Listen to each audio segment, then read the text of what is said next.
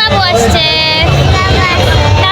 জান্নাবাসী আসছে, তাম্মি আসছে, তারপর এটা কে যে মেশাদন, আরেকটা দাদু আসছে, আরেকটা দিদা আসছে। জয় জগন্নাথ। বলো পিসি মনে থেকে কেমন লাগছে জিজ্ঞেস করা, বলো কেমন লাগতেছে এখানে এসে, পিসি মনেকে জিজ্ঞেস করা। অনেক ভালো লাগছে। পিসি বাবুকে বলো, পিসি বাবু কেমন লাগতেছে? বেশি ভালো। ধন্যবাদ, সবাইকে ধন্যবাদ।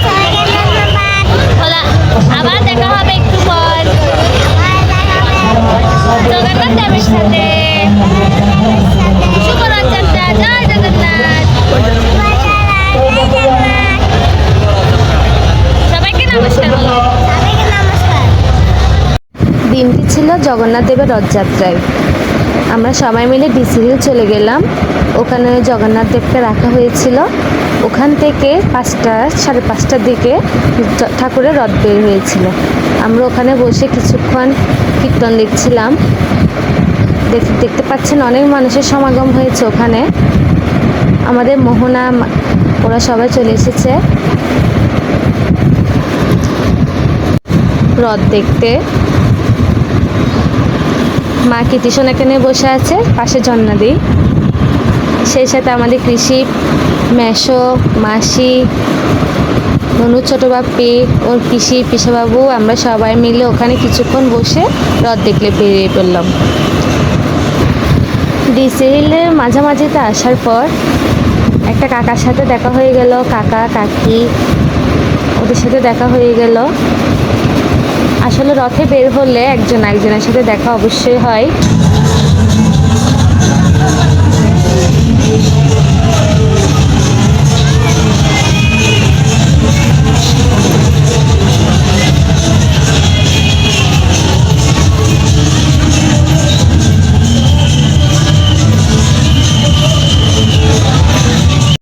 এই তো কাকু কাকিমা এখানে দাঁড়িয়ে আছে।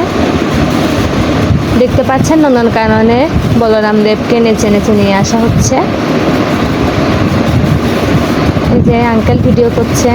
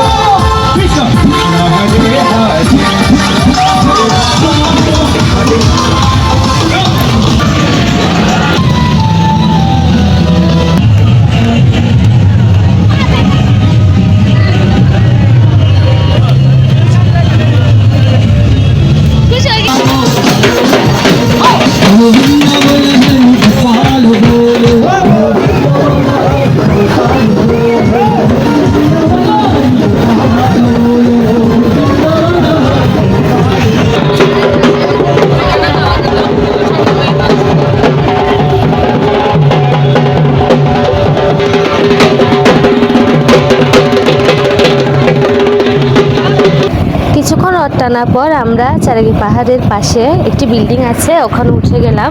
কারণ আমার সাথে পিচ্চিটা ছিল আর অনেক মানুষের সমাগম ছিল, বিপদের কথা তো বলা যায় না, তাই আমরা সবাই ওই ছাদ থেকে দেখছিলাম।